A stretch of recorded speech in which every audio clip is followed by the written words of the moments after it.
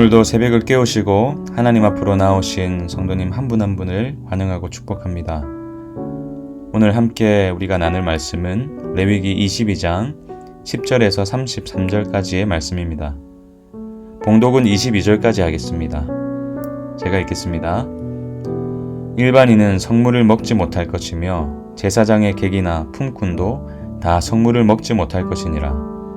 그러나 제사장이 그의 돈으로 어떤 사람을 샀으면 그는 그것을 먹을 것이며 그의 집에서 출생한 자도 그렇게 하여 그들이 제사장의 음식을 먹을 것이며 제사장의 딸이 일반인에게 출가하였으면 거제의 성물을 먹지 못하되 만일 그가 과부가 되든지 이혼을 당하든지 자식이 없이 그의 친정에 돌아와서 젊었을 때와 같으면 그는 그의 아버지 몫의 음식을 먹을 것이나 일반인은 먹지 못할 것이니라.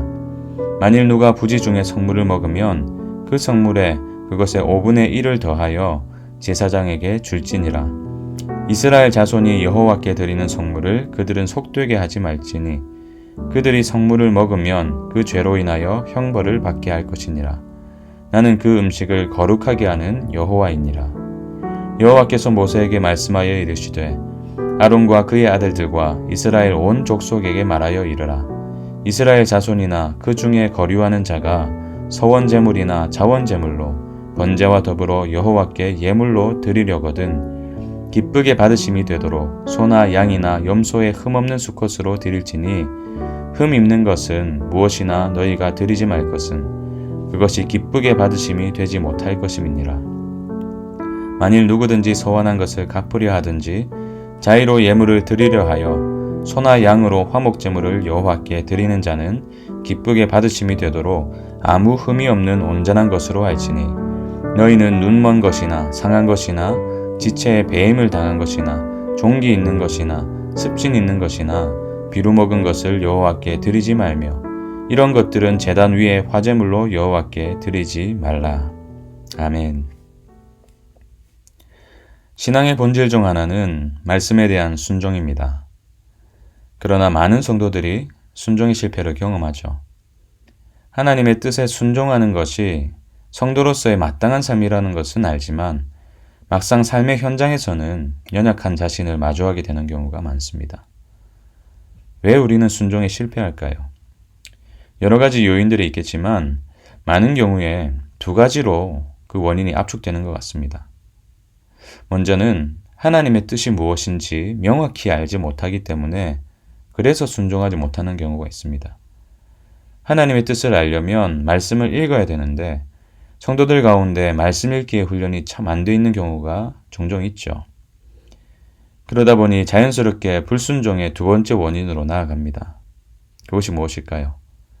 나의 상식 또는 나의 판단을 하나님의 뜻보다 앞세우는 것이죠. 이 정도면 괜찮겠지. 이런 생각과 또 다른 사람도 뭐 다 그렇게 하는데 이런 생각들이 하나님의 말씀에 그 뜻보다 앞세워지는 경우 말이죠. 이런 태도로 삶을 살아가면 우리의 삶은 점차 비그리스도인들과 구별되는 모습을 잃어버릴 수밖에 없는 것입니다. 우리의 상식대로 행한다면, 세상에 통용되는 방법대로 산다면 누가 우리의 삶을 통해서 하나님의 뜻을 볼 수 있겠습니까? 우리는 그 예를 사울의 삶을 통해서도 볼 수 있습니다. 하나님은 아말렉을 진멸하라고 말씀하셨지만 사울은 이를 거역하고 아말렉 왕 아각을 살려주었고 그 땅에 있던 양과 소들을 이끌고 왔습니다. 그가 판단했던 자기 판단을 한번 들어보세요. 사무엘상 15장 21절입니다.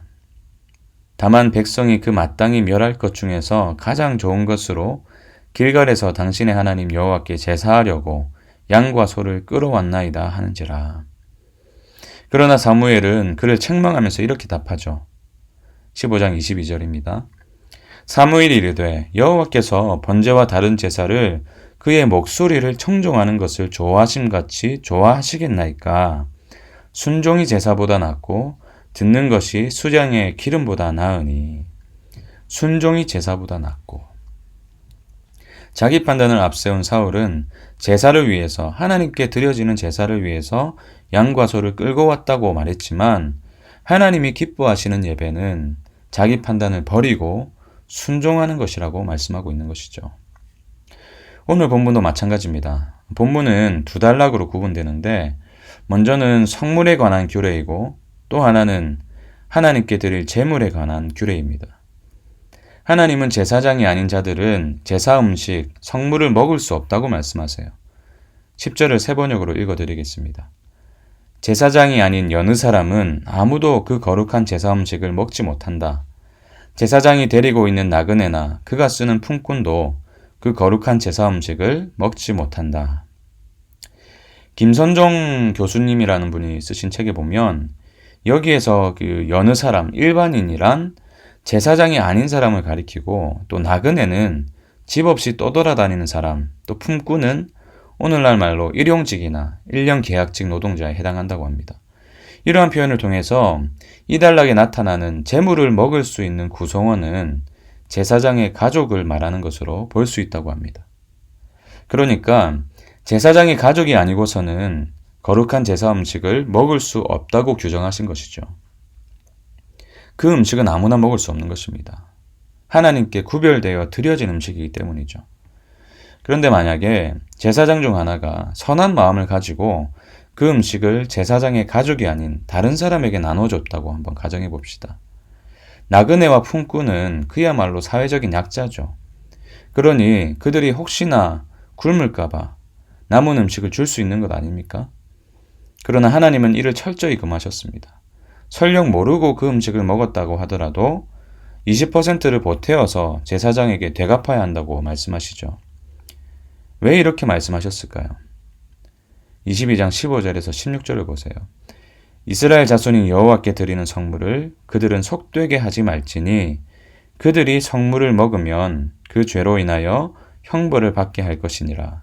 나는 그 음식을 거룩하게 하는 여호와이니라.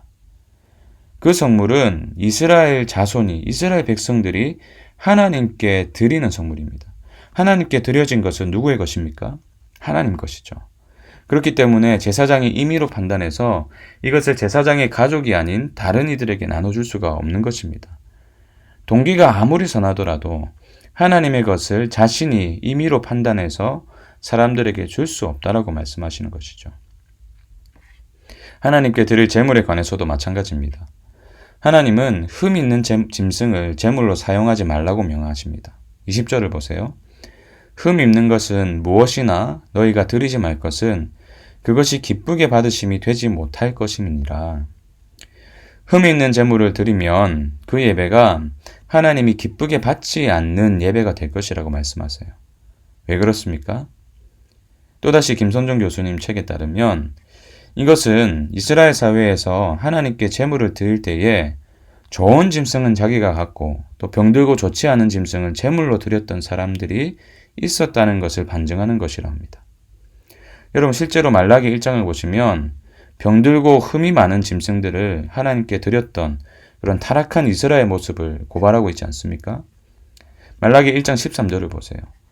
만군의 여호와가 이르노라. 너희가 또 말하기를 이 일이 얼마나 번거로운고 하며 코웃음 치고 훔친 물건과 저는 것, 병든 것을 가져왔느니라. 너희가 이같이 봉헌물을 가져오니 내가 그것을 너희 손에서 받겠느냐? 이는 여호와의 말이니라. 여러분, 이런 흠 있는 것을 하나님께 드리는 그 사람의 내면에는 탐욕으로 인한 자기 판단이 하나님의 뜻보다 더 우선되어 있는 것입니다. 어떻게든 제사만 드리면 되지. 어떻게든 예배만 드리면 되지. 무슨 흠없는 것을 요구하시는가. 흠없는 귀한 것을 드리지 않아도 종교적인 형식만 갖추면 되는 것은 아닌가. 이러한 자기 판단은 결국 예배를 드리고도 하나님이 기뻐 받지 않으시는 예배를 드리도록 하는 것이죠. 결국 자기 판단은 온전한 순종의 삶을 사는 것에 커다란 장애물이 되는 것입니다. 자기 판단을 버려야만 하나님의 뜻을 온전히 따를 수가 있는 것입니다. 그리고 그 순종을 하나님은 삶의 예배라고 말씀하세요. 로마서 12장 1절을 보세요. 그러므로 형제들아 내가 하나님의 모든 자비하심으로 너희를 권하노니 너희 몸을 하나님이 기뻐하시는 거룩한 산 제물로 드리라. 이는 너희가 드릴 영적 예배니라. 하나님은 우리의 삶으로 드리는 순종의 예배를 받기에 합당한 분이십니다. 그러기 위해서 우리는 하나님의 뜻을 먼저 밝히 알아야 됩니다. 그리고 그 뜻보다 자기 판단을 앞세우는 교만을 버려야 될 줄 믿습니다. 그럴 때에 비로소 우리는 하나님이 기뻐하시는 거룩한 산 제물로 살아가게 될 것입니다. 나의 뜻보다 하나님의 뜻을 우선순위에 두십시오. 그 뜻을 행하면서 진정한 예배자로서의 삶을 살아가시길 축복합니다. 그럴 때에 우리의 구별된 삶을 통하여서 믿지 않는 사람들이 하나님의 뜻이 무엇인지 우리의 삶을 통해 발견하게 될 것이고, 그러한 삶을 살아가다 보면 많은 사람들이 우리가 누리고 있는 이 구원의 기쁨을 함께 누리는, 그런 함께 동참하게 되는 그런 놀라운 복의 일들이 일어나게 될 줄로 믿습니다. 오늘 하루 나의 판단보다 하나님의 뜻을 먼저 생각하고 그 뜻대로 살아감으로 인해서 예배자로서의 삶을 살아가시길 축원합니다. 함께 기도하겠습니다. 하나님, 오늘 하루의 삶을 우리에게 허락해 주셔서 감사합니다. 오늘 하루라는 시간이 하나님께 온전히 드려지는 예배가 되길 원합니다. 그러기 위해 먼저 말씀을 통하여서 하나님의 뜻을 알게 하시고 그 뜻을 온전히 살아가고자 하는 열망을 허락하여 주시옵소서. 무엇보다 나의 판단을 하나님의 뜻보다 앞세우지 않게 하시고 겸손하게 늘 주님의 뜻을 구하며 살아가게 하여 주시옵소서. 순종이 예배보다 낫고 그야말로 순종으로 가득한 삶의 예배를 기뻐하시는 하나님께 온전히 드려지는 하루가 되게 하여 주시옵소서. 예수님의 이름으로 기도합니다. 아멘. 오늘도 말씀 기억하시면서 두 가지 기도 제목 붙들고 기도하겠습니다. 먼저는 하나님, 정말 자기 판단이, 나의 판단이 하나님의 말씀보다 앞서지 않게 하시고 하나님의 뜻을 먼저는 마음에 새기고 순종하며 살게 하여 주시옵소서. 그리고 하나님의 뜻에 순종하는 삶을 통하여 우리가 세상과 구별된 존재임을 드러내게 하시고 하나님이 기뻐하시는 산제물로서의 삶을 살아가게 하여 주시옵소서. 우리 두 가지 기도 제목 붙들고 오늘도 주님 앞으로 나아가겠습니다.